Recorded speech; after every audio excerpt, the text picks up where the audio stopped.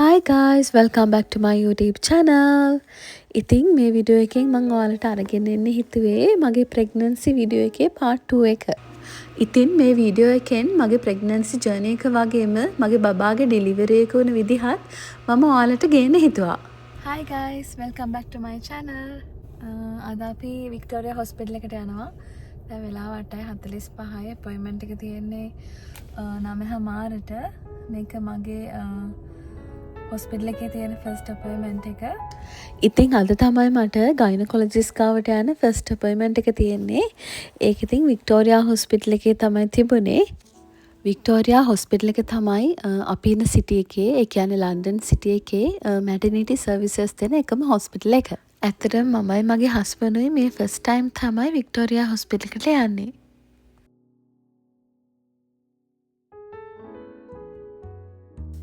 I think especially කියන්න ඕනේ අපිට ගයිනකොලොජිස්ට් කෙනෙක්ව අසයින් කරේ අපේ ෆැමිලි ඩොක්ටර්. ෆැමිලි ඩොක්ටර් ඇහුවා අපෙන් දන්න ගයිනකොලොජිස්ට් කෙනෙක්ව ඉන්නවද කියලා. ඉතින් අක්ක කෙනෙක් මට රෙකමන්ඩ් කරා ඩොක්ටර් කර්බි හොඳයි කියලා. ඉතින් අපි ඩොක්ටර් කර්බිව තමයි සිලෙක්ට් කරගත්තේ. ඩොක්ටර් කර්බි ගැන කිව්වොත් ඩොක්ටර් කර්බි කියන්නේ ලේඩි ඩොක්ටර් කෙනෙක්. හරිම කරුණාවන්ත ඩොක්ටර් කෙනෙක් තමයි ඩොක්ටර් කර්බි කියන්නේ. ඉතින් ඒ ඩොක්ටර්ගෙන් ගොඩක් විස්තර දැනගන්න පුළුවන් බබාගේ ඩිලිවරි එක වෙන විදිහ, ඒ වගේම බබාගේ growth එක හැමදේම ඩොක්ටර් කර්බි කියලා දෙනවා. ඉතින් මගේ ඩිලිවරි එක වෙනකන් මාව බැලුවේ මේ ඩොක්ටර් තමයි.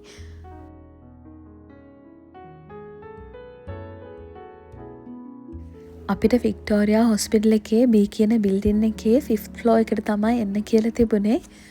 මෙහි හැමදේම හරිම සිස්ටමැටික් විදියට තියෙන නිසා අපිට බිල්ඩින් එක තියෙන ප්ලේස් එක වගේම ඩොක්ටර් රූම් එක වුණත් හොයාගන්න හරිම ලේසි වුණා.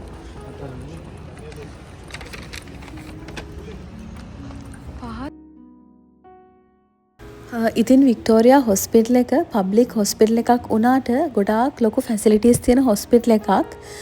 ඉතින් ඒක නිසා අපිට හැමදේම පහසුයි. ඩොක්ටර්ගේ රූම් එක වුණත් හැම ෆ්ලෝර් එකෙන් ෆ්ලෝර් එකටම ස්ක්‍රීන්ස් දාලා තියෙන නිසා හරිම ලේසියෙන් හොයාගන්න පුළුවන්.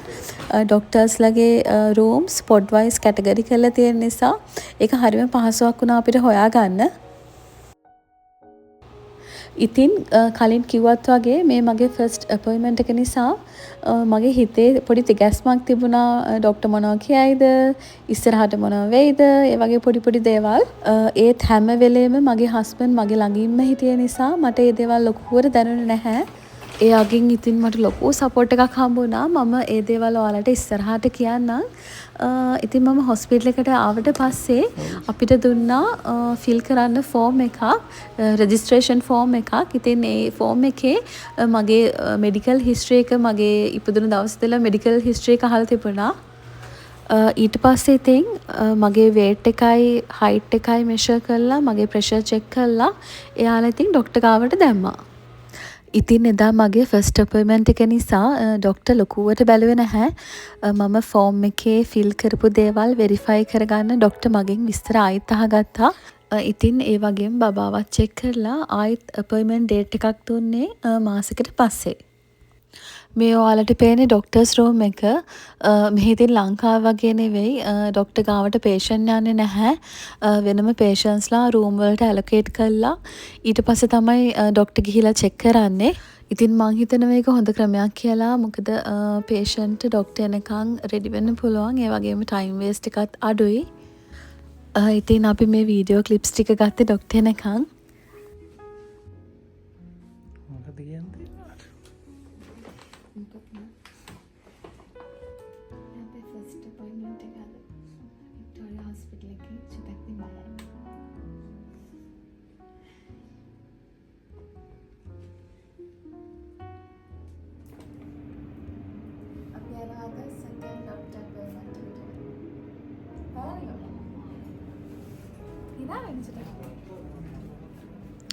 ඉතින් මගේ සෙකන්ඩ් ඩොක්ටර් අපොයින්ට්මන්ට් එකත් මාසෙකට පස්සේ වෙනද වගේම වික්ටෝරියා හොස්පිටල් එකේ තමයි තිබුණේ. මේ හැම දෙයකටම මගේ හස්බන්ඩ් මගේ ළඟින්ම හිටියා. ඒක අනිවාර්යෙන් මම මෙතෙන්දි කියන්න ඕනේ. මොකද මගේ හස්බන්ඩ් නැත්තම් ඇත්තටම අද මම මෙහෙම නැහැ. මොකද අපි තනියම මේ වගේ රටකට ඇවිල්ලා තනියම හැමදේම කරගන්නකොට හරිම ස්ට්‍රෝං පාර්ට්නර් කෙනෙකුත් ඕන. ඉතින් මගේ හස්බන්ඩ් මගේ ළඟින්ම හිටියා. ඉතින් එයා ඒ පීරියඩ් එකේදී වැඩ කරලත් ඇවිල්ලා මට කෑම හදලා දෙනවා. මං ගැන හරිම කෙයාරින්. ඉතින් මං ගැන බලනව නිතරම. ඉතින් ඒක මට ලොකු ශක්තියක් වුණා. අද අපි යනවා මගේ 3 වෙනි ඩොක්ටර් අපොයින්ට්මන්ට් එක. හොස්පිටල් එකේ තියෙන 3 වෙනි ඩොක්ටර් අපොයින්ට්මන්ට් එකට. වික්ටෝරියා හොස්පිටල් එකට තමයි වෙනද වගේම යන්නේ. අද දැන් මේ මගේ සති 34 යන්නේ. ඩොක්ටර් සාමාන්‍යයෙන් කියන්න ඕනලු දැන් ස්කෑන් එකක් තියද නැද්ද කියලා. ඒ කියන්නේ අනිවාර්යෙන් ස්කෑන් එකක් සාමාන්‍යයෙන් සති 34න් කරන්න ඕන කියලා මම අහලා තියෙනවා. ඒක අද සමහර ඩොක්ටර් කියාවේ. ඊට පස්සේ ඩොක්ටර්ගේ අපොයින්ට්මන්ට් එකට පස්සේ මට නර්ස්ගේ අපොයින්ට්මන්ට් එකක් තියෙනවා. ඒකෙත් නර්ස් කලෙක්ට් කරනවා අපේ ඩීටේල් මොනවාද, බබාගේ කෝඩ් එක කවුද කපන්නේ, ඊට පස්සේ මගේ තියෙන ලෙඩ මොනවාද, ඊට පස්සේ මොනවාද කියන්නේ ඉන්ෂුරන්ස් ඩීටේල්, තව බෙහෙත් ජාති, මම ගන්න බෙහෙත් ජාති මොනවාද, මම ගන්න විටමින්ස් මොනවාද, ඒ ටික අද ගේන්න කිව්වා. මම ඔයාලට අප්ඩේට් එකක් දෙන්නම් නර්ස්ගේ අපොයින්ට්මන්ට් එකෙන් පස්සේ. ඉතින් මේ වෙද්දි මගේ 34 වෙනි සතිය යන්නේ නිසා මට හැම අම්මා කෙනෙක්ටම වගේ ප්‍රශ්නයක් වෙලා තිබුණේ බබාගේ growth එකයි බබාගේ position එකයි. ඉතින් ඒකට ඩිලිවරි එකට යන්න කලින් අනිවාර්යයෙන්ම growth scan එකක් කරන්න ඕනේ. හොස්පිටල් එකෙන් අපිට requisition එකක් දුන්න කරගන්න. ඒ වෙද්දිත් ඉතින් මගේ බබා හැරිලා තිබුණ නිසා මගේ හිතට ලොකු සහනයක් දැනුණා. නැත්තම් මම අහලා තියෙන විදිහට ඩිලිවරි එකේදී ගොඩක් අමාරු වෙනවා. ඒ වගේම කියන්න ඕනි සෙකන්ඩ් ඩොක්ටර් අපොයින්ට්මන්ට් එකෙන් පස්සේ ඩොක්ටර් මට සතියෙන් සතිය එන්න කියලා මාව මොනිටර් කරා. ඇත්තටම මම කලින් කිව්වත් වගේ මට නර්ස් එක්කත් අපොයින්ට්මන්ට් එකක් තිබුණා. මට කලින් දීලා තිබුණා ඩොකියුමන්ට්ස් වගේක් ෆිල් කරගෙන එන්න කියලා. ඒකේ අහලා තිබුණේ ගොඩක් මගේ මෙඩිකල් කන්ඩිෂන් එක වගේම ඩිලිවරි එක දවසේ වෙන්න ඕන දේවල් සහ ඩිලිවරි එකෙන් පස්සේ වෙන්න ඕන දේවල්. ඒ කියන්නේ මෙඩිකල් කන්ඩිෂන් එක ගත්තොත් මගේ ඇලර්ජීස් මොනවාද, මම යූස් කරන බෙහෙත් මොනවාද, ඒ වගේම මම බොන විටමින්ස් මොනවාද වගේ දේවල්. ඒ වගේම ඩිලිවරි එක දවසේ වෙන්න ඕන දේවල් කිව්වොත් එයාලා ඇහුවා ස්පෙෂල් රික්වයර්මන්ට්ස් තියද කියලා මගේ රිලිජන් එකට. ඒ වගේම බබාගේ කෝඩ් එක කපන්නේ කවුද, හොස්පිටල් එකට මාව විසිට් කරන්න එන්නේ කවුද, ඉන්ෂුරන්ස් ඩීටේල්, ඒ වගේ ගොඩාක් දේවල් අහලා තිබුණා. ඒ වගේම මට හොස්පිටල් එකෙන් ලේබර් ඇන්ඩ් ඩිලිවරි චෙක්ලිස්ට් එකකුත් දුන්නා. ඉතින් ඇත්තට මේකේ තිබුණේ බබාට සහ මට අවශ්‍ය දේවල්. ඉතින් මෙහි කාර් සීට් එක කියන්නේ හරිම එසෙන්ෂියල් අයිටම් එකක්. මොකද හොස්පිටල් එකෙන් බබාව ගෙදර ගෙනින් යද්දිම කාර් සීට් එකේ තමයි ගෙනියන්න පුළුවන්, නැත්තම් ගෙනියන්න බෑ. ඉතින් අපි මේ ෂොප් එකට ආවේ කාර් සීට් එකකුයි ස්ට්‍රෝලර් එකකුයි ගන්න. මම ෂොප් එකේ ඇවිදින ගමන් ඔයාලට වැඩි විස්තර කියන්නම්.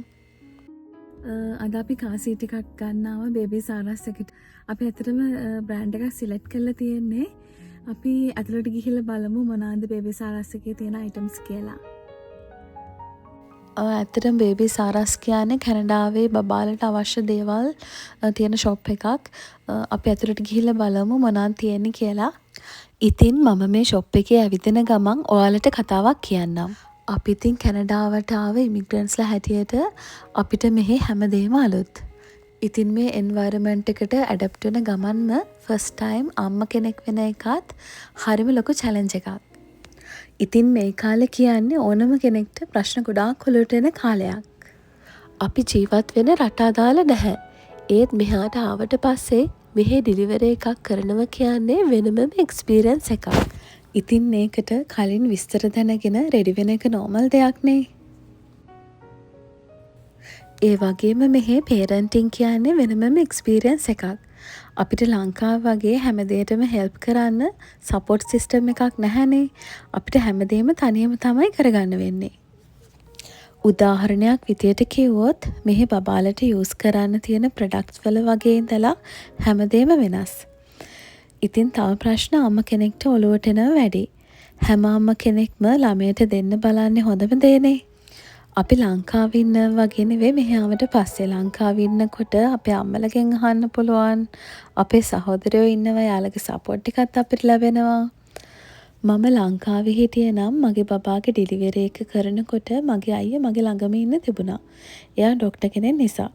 ඒ වගේ ගොඩාක් ලොකු සපෝට් සිස්ටම් එකක් අපි හැමෝටම ලංකාවේ තියෙනවා.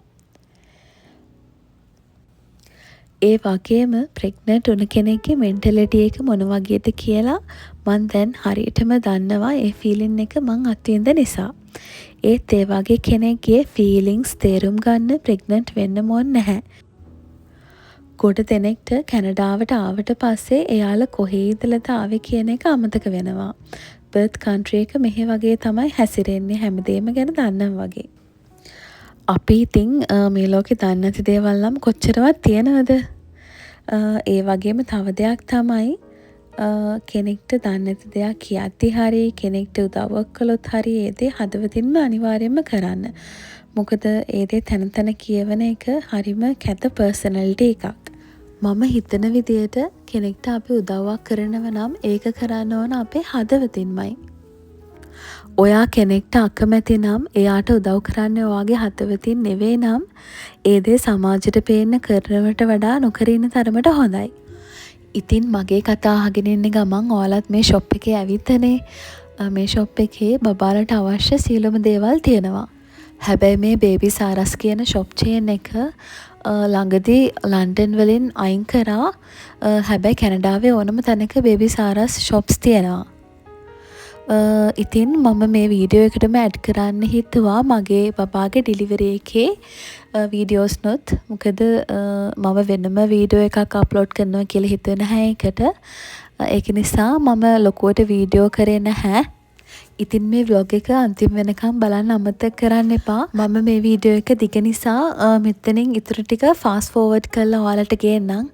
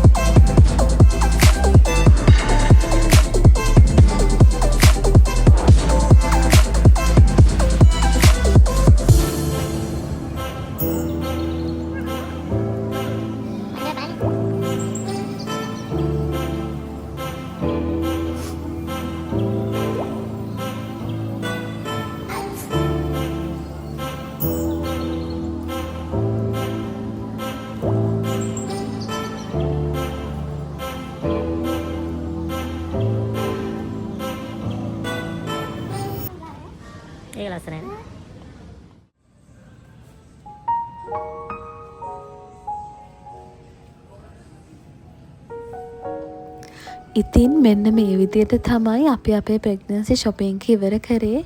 ඊට සති කිහිපයකට පස්සේ තමයි අපිට චූටි මැණිකව ලැබුණේ.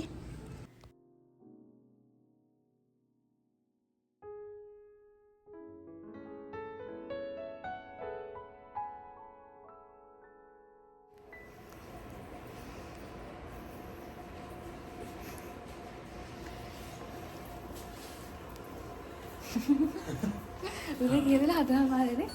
හතරමාරට අපි හොස්පිටල් එකට යනවා.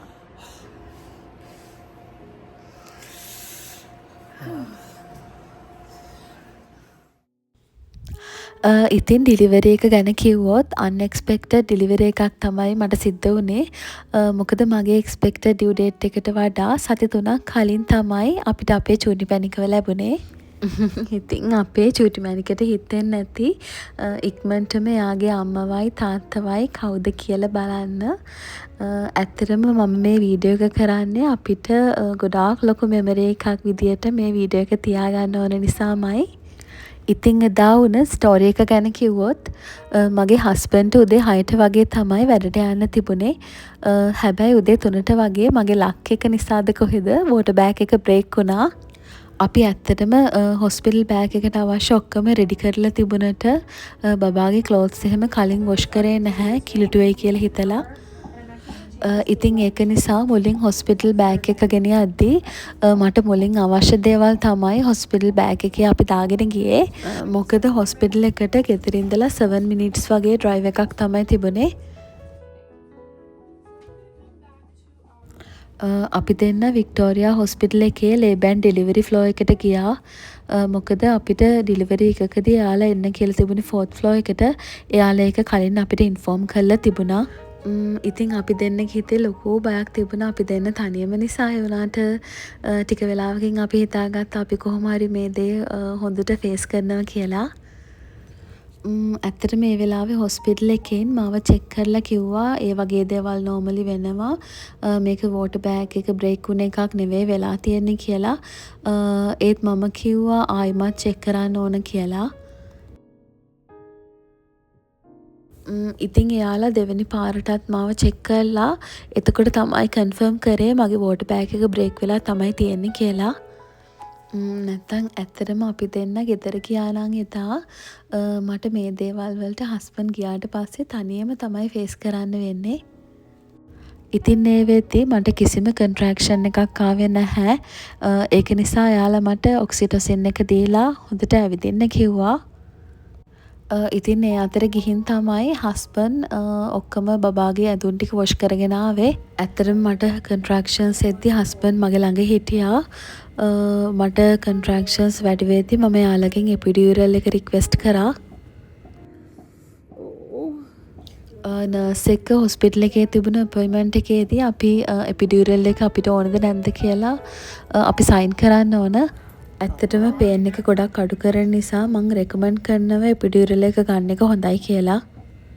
ඒ වෙද්දිත් මගේ ඩයලේට් වෙලා තිබුණේ 3 centimeters වගේ. මට වික්ටෝරියා හොස්පිටල් එකේ ඉන්න ගොඩක් නර්සස්ලා ඩොක්ටර්ස්ලා ගොඩාක් හෙල්ප් කරා මගේ ඩිලිවරි එකට. ඇත්තටම මාව බලාගන්න හිටපු නර්ස් මට ගොඩාක් ලොකු සපෝට් එකක් දුන්න. මාව ගොඩාක් රිලැක්ස් කරා. මගේ ඔළුව අල්ලගෙන පේන්න කෙන වෙලාවට මාව මාර විදියට රිලැක්ස් කරා. ඉතින් මේ විදියට තමයි අපේ චූටි මැණික අපේ ගාවට ආවේ. ඉතින් අම්ම කෙනෙක් කියන උතුම් මව් පදවිය මට දුන්නේ මගේ චූටි මැණික. හැම අම්ම කෙනෙක්ටම තාත්තා කෙනෙක්ටම වගේ අපි දෙන්නටත් අපේ චූටි මැණික ගැන ගොඩාක් බලාපොරොත්තු අනාගතයේදී තියෙනවා. ඒ වගේම මට මගේ හස්බන්ඩ් ගැන කියන්න ඕනි. මගේ හස්බන්ඩ් මගේ ළඟම හිටිය එක මට ලොකු ශක්තියක් වුණා. ඉතින් අපි දෙන්න හිතනවා කවදා හරි චූටි මැණික මේ වීඩියෝ එක දකී කියලා. ඉතින් අපේ චූටි මැණික අපේ ළඟට එනකන් අපි හිටිය හැටි යාට කවදා හරි දකින්න පුළුවන් වෙයි.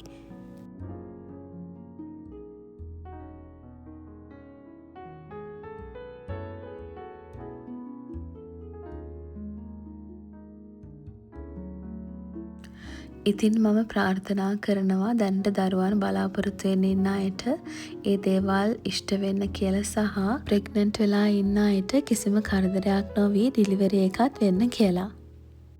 ඉතින් ඉස්සරහටත් අපි චූටි මැණිකත් එක්ක ගොඩාක් වීඩියෝස් ගේන්න බලාපොරොත්තුවෙන් ඉන්නවා. සබ්ස්ක්‍රයිබ් කරපු නැති කෙනෙක් ඉන්නව නම් මගේ channel එකත් සබ්ස්ක්‍රයිබ් කරලා තියාගන්න. එහෙනම් අදට ගිහලා එන්නම්.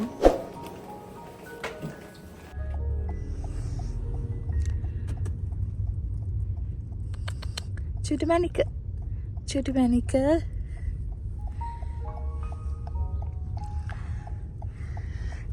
මැණික ෆස්ට් ටයිම් ගෙදර යනවා එන්න